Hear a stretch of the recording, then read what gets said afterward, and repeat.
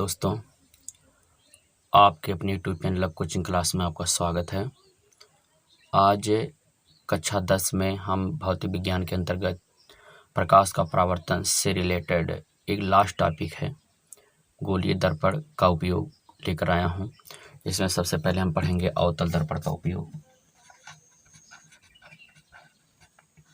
अवतल दर्पण का उपयोग।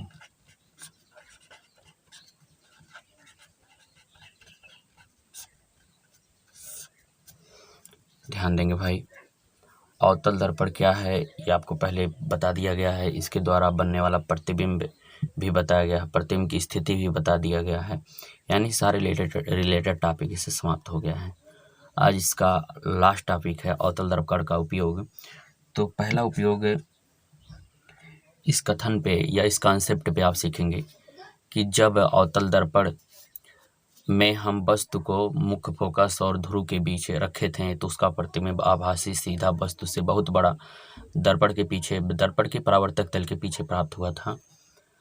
तो ध्यान देंगे, अवतल दर्पण का उपयोग हजामत करते समय किया जाता है, क्योंकि जब व्यक्ति को मुख्य फोकस और ध्रुव के बीच स्थित करेंगे तो उसका प्रतिबिंब सीधा आभासी वस्तु से बहुत बड़ा बनेगा, और यदि दाढ़ी बनाते समय यदि कोई बाल छूट जाता है तो स्पष्ट रूप से दिखाई देगा।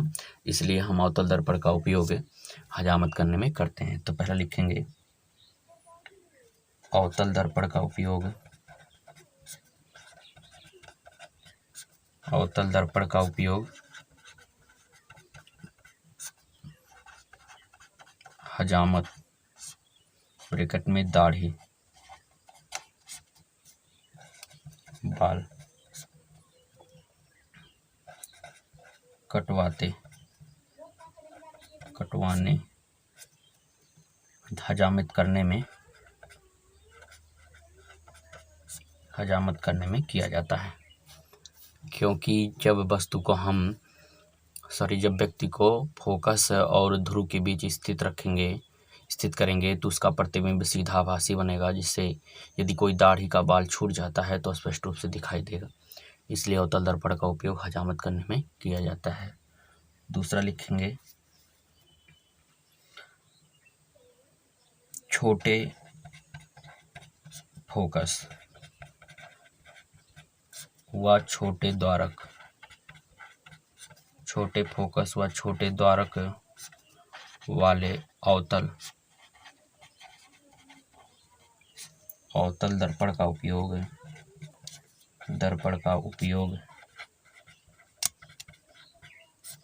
डॉक्टर द्वारा नाक, कान, गले की जांच करने में करेंगे, क्योंकि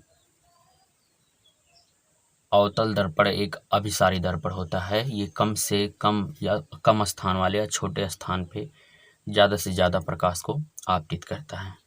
अभिसारी का मतलब है एक स्थान पर, एक बिंदु पर प्रकाश किरणों को एकत्रित करना।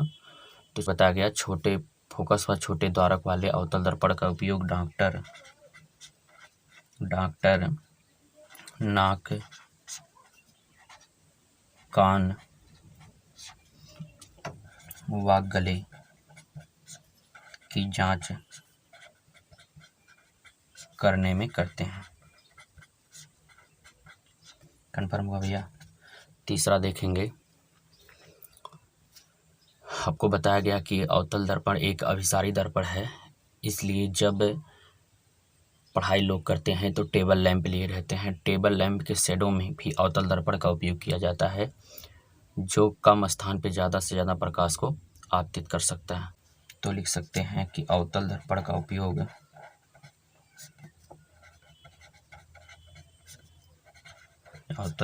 उपयोग टेबल लैंप के शेडो में किया जाता है, जो कम क्षेत्र में ज़्यादा प्रकाश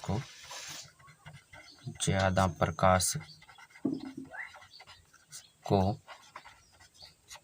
एकत्रित करता है।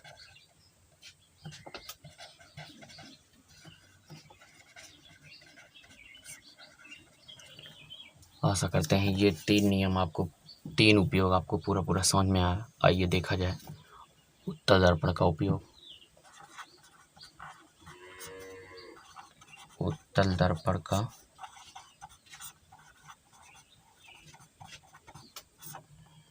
उपयोग, पहला उपयोग आप समझेंगे। सभी दर्पणों में उत्तल दर्पण का दृष्टि क्षेत्र सबसे ज़्यादा होता है और इसके द्वारा बनने वाला प्रतिबिंब, किसी भी वस्तु का प्रतिबिंब सीधा आभासी प्राप्त होता है। तो जो मोटर वाहन होते हैं, मोटर वाहन के पीछे का ट्रैफिक देखने के लिए साइड मिरर के रूप में उत्तल दर्पण का उपयोग किया जाता है। ठीक भैया, लिखेंगे मोटर वाहनों में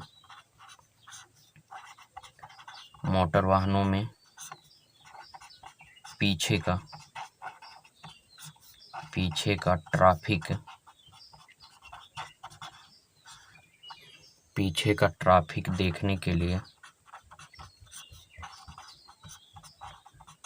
ट्रैफिक देखने के लिए साइड मिरर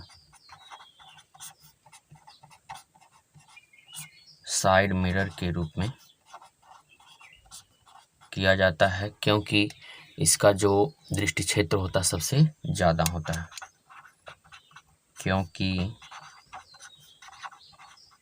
इसका यानी उत्तल दर्पण का दृष्टि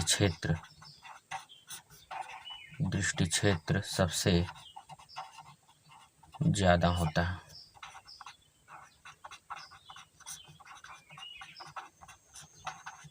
ये बात कन्फर्म हुआ। दूसरी बात देखेंगे, उत्तल दर्पण एक अपसारी दर्पण होता है, प्रकाश किरणों को ज़्यादा से ज़्यादा स्थान पर फैला देता है, अधिक क्षेत्र में फैला देता है। इसलिए उत्तल दर्पण का उपयोग, जैसे शहर में स्ट्रीट गली में जो लैंप लगे होते हैं, स्ट्रीट गली में जो लाइटें लगी होती हैं, उसमें उत्तल दर्पण का उपयोग किया जाता है, क्योंकि वो प्रकाश को अधिक क्षेत्र में फैला देता है।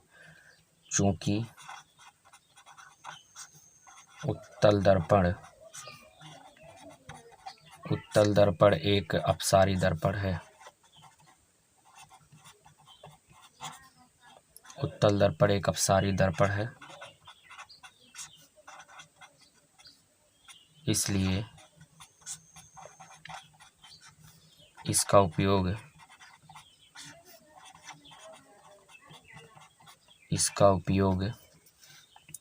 स्ट्रीट लाइटों में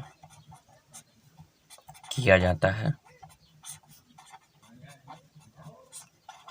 जो अधिक क्षेत्र में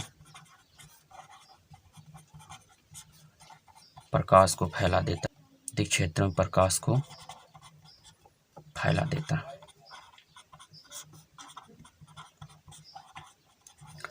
ये उत्तल दर्पण का 2 उपयोग आपको समझ में आ जाना चाहिए। आज इस वीडियो में अवतल दर्पण और उत्तल दर्पण का उपयोग पढ़ाया गया। ये अति महत्वपूर्ण है, आप इसको नोट कर लीजिए और रिवीजन कर लीजिए भी।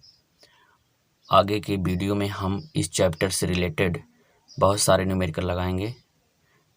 आज के लिए बस इतना ही, फिर मिलेंगे, तब तक के लिए जय हिंद दोस्तों।